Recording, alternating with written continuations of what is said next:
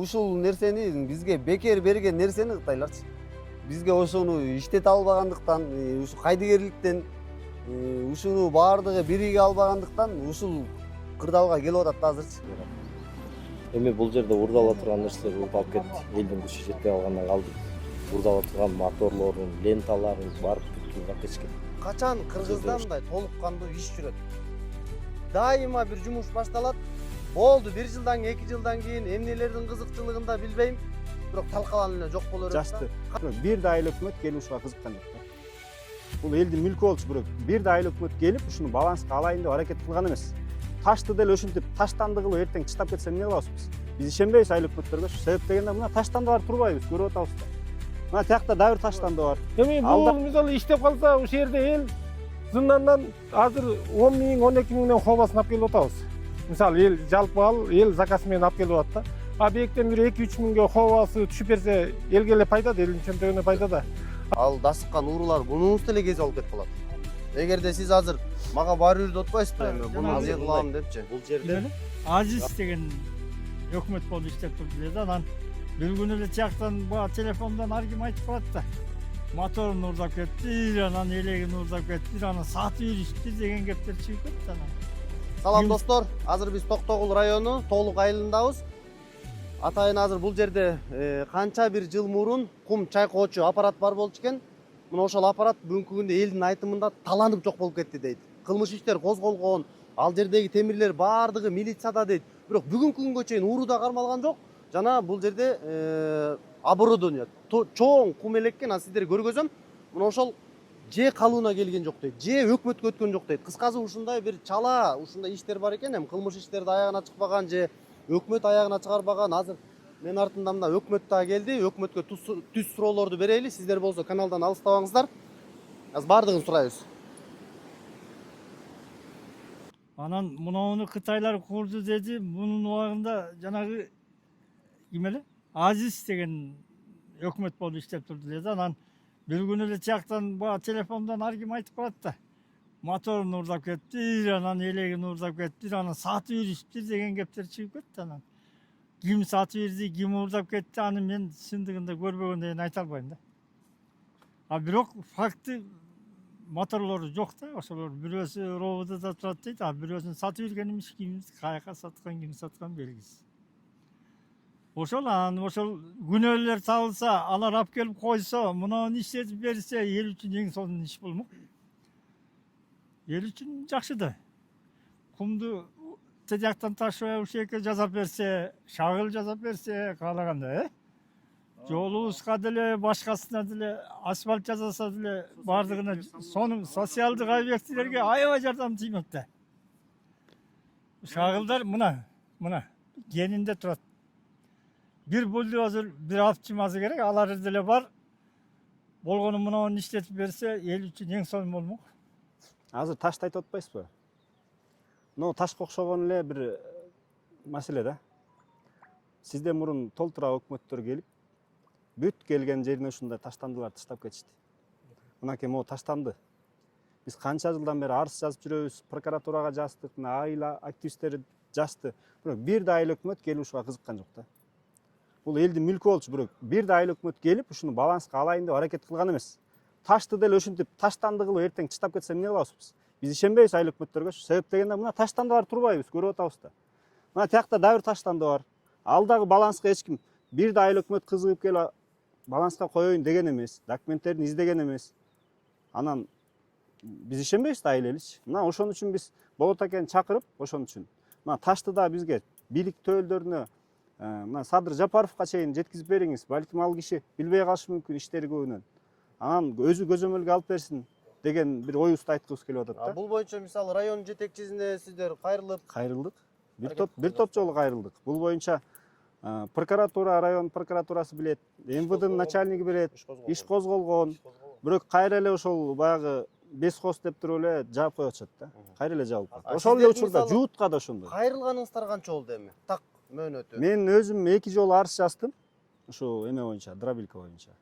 2 жолу тең мага ошондой жооп келди. Экинчисинде биз Кундузбек Кошалиевичке барып өзүнүн жолугушуусуна барганда да айтканбыз. Ал жерде бүт протоколго түшүп, ал райондук роодун начальнигине чалган. Ушундай экен го дегенде, ооба.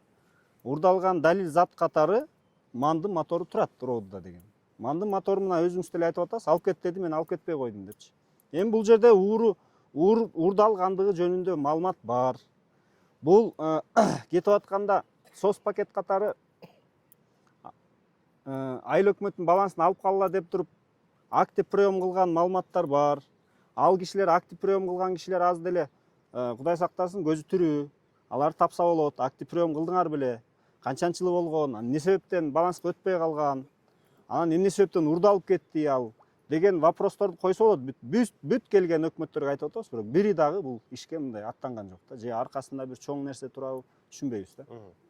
Ошого кандай жооп бере аласыз? Мисалы актив приемка кылган дейт, бүгүнкү күнгө чейин баланска эч бир албай атат. Эми азыр действующий сиз да бул жерде өкмөт башчысы. Актив прием болгондо бизде айыл өкмөттөгү болгон документтер ушу актив приемда Жок азыр. булар деле устно эле айтып аткан болуш керек. Булар ошол актив приемду мага берсин. Кимдер катышкан? Ошолордон мен сурайын. Ушуну алдыңар беле? Кабыл алганыңар чынбы? Мынакей кол коюп берсин. Эми жок. Анда мыйзамдаштырса болот деңиз анда. Анан кийин мен да ал кагаздар. Анда эмне менде мындай шек жарылып атат да, актив прием жок деп атпайсызбы сиз өкмөттөчү? Бизде жок. Анда бирөө атайын аны жок кылып туруп анан урдаганга жол ачканбы анда? Эми алар Эгер баланска отуруп калса, урдоо уже мүмкүнчүлүк болбой баштайт болчу да. Эми аны мурдунку өкмөттөрдөн сураш керек да. Эмнеге отургузган эмесиңер депчи. Эгер отургузуп өткөрүп берсе, менде болмок да. Бул документтер менде жок. Актив приему да жок. Анан кийин ошо бул жерде тиги движок отурган. Аябай чоң движок экен да. О, чоң болгон бул жектечи ошол убакта биз кичинекей Ушул бүт болчук. таштын баарын майдалаган. Ушул тиги тияка ошо тиги ток берчи да, бул жерге ток жок болчу мурдачы. Только эле бул жектен ток берчи, а тиги болсо моторлор тиякта болчу да, алар тосо иштетип берчи. Бул жектечи. Азыр ошондо жана могул жерди казып урдап кетишүүдү ошондо. Жок, бул ошол сырт тарапта болчу да, ошо бул жекте бул жер ушу тиги кароосуз калып калганын эле айынан ошол убакта сразу болсо баланска алып айыл өкмөттөгүлөр. Ошол жактан карап калса болмок. Бул ошо тиги кайдыгерликтин айынан алып кетишкен да бул урдапчы. Эми могул жөнүндө айтып берсеңиз, бул канчанчы жылы курулуп баштаган, курулган, кимдер иштеп кеткен? Ошо буну тиги кытайлар датка кемин Жанагы леп зымдар башталганда ошол убакта салынган бул. Өтө чоң тиги эме менен тиги проект менен салынган бул жерде. Анан кийин биз ошо тиги кичинекей чакта болчу. Где-то бир 2013-14 жылдарда ошол убактарда болгон да бул нерсечи. Анан кийин ошол жекте бул жекте айыл өкмөт ошол убакта Азиз аке болчу. Бул жердечи. Анан кийин бул жерге кумдарды буну могул аралча бардыгы эле кум да негизиндечи. Бардыгы эле кум. Ошол жектен бул жек менен тиги алып келип төгүп бул жерден. Анан кийин бул жактан элеп ошо бул жекте тиги эмелер бар болчу, тиги ленталар.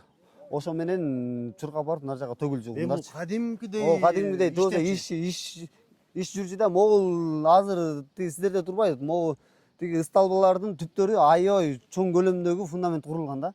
Бүт ошолорго ошо өктен алып иштетишкен. Азыр бизге мынакей мектеп салынып атат, ар кандай тиги эмелер салынып атат проекттерчи. Ошолорго кум жок, бизге тиги Токтолдон алып келишет да. А бул жакта биздин кум эмебиз бар, аны алып келебиз, бирок ал жекте деле топурагы көп, тиги курулуш материалга жарабайт. Ал делечи. Өтпөйт, бирок үй курулуштарыначы? үй курулуштарынан деле тиги ошол жактан чыгарабыз. Ар кайсы жерден элдер тиги болсо лопатка көтөрүп алып, ушу суу жээктерден кум чайкан жерден кум чыгарышат. Айла жок, анан кийин каяктан алып келебиз? Ушулардан алып келебиз. А тигил жактан 14 000, 15 000 алып келип беришет бир кова кумдучу. Аны деле топурагы көп эчтекеге жарабайт. Эртең күнү фундамент жарылып, кайра эле тамдарыбыз жарылып, жараксыз эмеге чыгат да. Анан ошо бул жактан тиги аралдан чукушу булунчу. Бардыгын чукуп, анан кийин ошол жактан төгүшүп, могул арал бүт бардыгы эле кум негизиндечи. Бүт бардыгы эле кум. Ушул жактан где-то бир азыраак эле алышкан. Ушунча ысталбага жеткен да. Бул жер тетака чейин толук элин көпкө чейин бакмак бул жерчи. Жада калса кошуна айылдарга да сатылмак. Кошуна айылдарга эми могул болсо мектептегилерге деле сатса, айыл өкмөттүн бюджети итабар көтөрүлмөк. Мектептегилерге делечи. Ал эми азыр айылда канча түтүн бар? Толук айылында. толук айылында азыр 700 почти бир 800дөн ашык түтүн бар. Достор, мына өзүңүздөр көрдүңүздөр. Суроо. Качан Кыргызда мындай толук кандуу иш жүрөт? Дайыма бир жумуш башталат. Болду 1 жылдан 2 жылдан кийин эмнелердин кызыкчылыгында билбейм, бирок талкаланып эле жок боло берет да. Качан болбосун? Ушу бөлөк өлкөлөрдө кандай болду экен? Эгерде сиздердин оюңуздар болсо комментарийге жазыңыздарчы. Мына иштеди, таштайт, талкаланат, же бирөөсү кабыл албайт. Качан бир нерсени биз кадырлап, барктап, кармап калабызбы кыргыздар? Сиздер да ушу суроого жооп таппай атам, жооп жазыңыздарчы.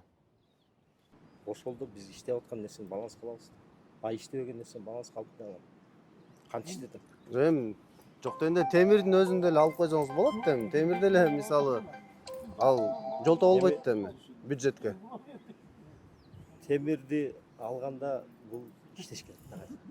Мен силер кандай дейсиңер, муну иштетип баланс кылып алсак бизге жакшы нерсе болот. Ошого аракет кылган жоксуз. Жок, мен баланска азыр пока бул менин. Сиздин жумушуңуздун чабалдыгы деп билсек болбойбу буну? Эми ким кандай эме берсиңер ал силердин оюңуз. Жеми 2-3 эле ишкана бар экен мисалычы. Бир өзү таш казып атыптыр, өзүңүз айтып атасыз, чоң инвестиция биринчи жолу толук тарыхында келип атат деп. Муногу кум чайкагыч бар экен, анан могул жерде бир жуут бар экен, жанагы ооруган койлорду чайкаган. Мына ошолордун баардыгы баланста эмес экен да. Эми ушул саналуу ишкана бар экен, ушуну кантип? Жууту дагы ушул жерден маалымат берип коеюн, ама бул боюнча толук эле маалымат берейин эми неме да. Мунун баланска алынса, восстановить этиш, же болбосо ошол тергөөдө иштери болгондо булар элдин талабы кандай? Ачыкка чыгарып бер ошондо. Эми 10 жылдан мурунку болгон нерсени мен азыр келип кантип ачыкка чыгарам? Кандай кылып чыгарам? Кат жазбайсызбы? Сиз Кат мисалы жазсаңыз эле чыгат. юридикалыкта жолдор бар. Мисалы бунун ээси жок болсо, бесхоз деп коет. Ээси жок экен деп соттон таптырып туруп бунун баланска алса болот. Бир жолу бул. Экинчи кимдер эмнени урдап атат, мисалы эртең дагы урдалса буга ким жооп берет эми? Сиздин айыл өкмөт башчы катары буга чара көрүшүңүз керек да. Кандай деп ойлойсуз? Эми бул жерде урдала турган нерселер урдалып кетти. Элдин күчү жетпей калгандан калды. Урдала турган моторлорун, ленталарын барып бүткүлүп алып кетишкен. Бул жерде ошо ел өзү да кызыктар болуп ушуну кайра восстановить эткенге аракет. Азыр сиздин могу интервьюңузду бирөө жарым көрүп калса, айылдын бирөөсү, ал дасыккан уурулар бунуңузду эле кезип алып кетип калат. Эгерде сиз азыр мага бар үрдү атпайсызбы эми? Буну эмне кылам депчи? Бул жерден чыга турган болсот бул жак. Бул жакка камералар. Камералар. Азыр биз буларды көзөмөлдөп турат. Биздин баланста эмес болсо дагы. Биз ошол жанагы гестегилер келсе ошолорго берели деген пландарыбыз бар. Эгерде ушуну восстановить этсе аларда. Алар болсо ушундай элек десек, алар деле качат. Электен бул жумушунан түшкөн прибылдан жумушу көп экен да. Анан алар ошого качат, алар биз андай грабинг алган болсо онкен болот, алар деле. Эгерде коюп бере турган болсо, алар макул. Сиз мына өкмөт башчы катары кепилдик бере аласызбы мына элге, мынакей мына камерага, могунун аягына чыга алам деп? Мен сизди Жок, мен сразу эле айтам, мен муну восстановить эте албайм. Жок, баланс кала алам дей аласызбы? Баланс калса болот. Болот алса. Сизден ушуну биз талап кылып күтсөк болобу? Баланс калса болот. Канча убакыт ала аласыз? Эми убакыт керек. Канча убакыт сизге? Эмеси бар да.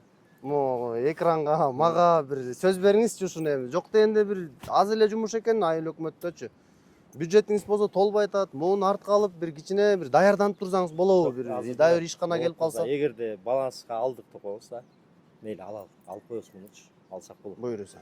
Анан муну иштеткичти. Кеп ошондой иштеп. Биринчи алыңызчы ушуну. Алыш оңой эле. Бирок убакыт керек. Сразу айтам. Алып койсо болот. Кудай буйруса, сөз бересиз анда. Болот. Канча убакыт аласыз? Убакыт керек. Жуут маселеси боюнча ошондо сөз берип коюңузчу. Сразу эле айтып коебуз. Аны алабыз сразу айтам. Жуут бизге келсин. Биз мал чарбасылык жуутту баланска алып иштеткенге даярбыз. Проект өзгөргөн да. Ошону иштеткенге каржы маселесин чечиш керек. Сиз биринчи баланска алыңызчы, анан каржысын Кудай буйруса. Ал баланс. Мен байып калсам сизге каржы кылып берейин. Ушул нерсени бизге бекер берген нерсени Кытайларчы. Бизге ошону иштете албагандыктан, ушу кайдыгерликтен ушуну баардыгы бириге албагандыктан ушул кырдаалга келип атат да азырчы. Азыр биздин бюджет азыр аябай эле сонун болуп көтөрүлүп калмак негизиндечи. Азыр аябай эле тиги дотацияда отурган айыл өкмөттөрдүн катарындабыз биз. Ошол мынакей ушуларды иштетиш керек эле. Бул бекер нерсени куруп берген, эми буну биздин курганга биздин бюджет кайра жетпейт буга. Эчтекесинечи. Бир ошол убакта ушул жекте бийликте отургандар, ошол убактагы депутаттар, ошол убактагы айыл өкмөттөр мен күнөөлүү деп эсептейм болот экен. Анткени ошол убакта эле бизге окшогон эми тиги депутаттар бар да.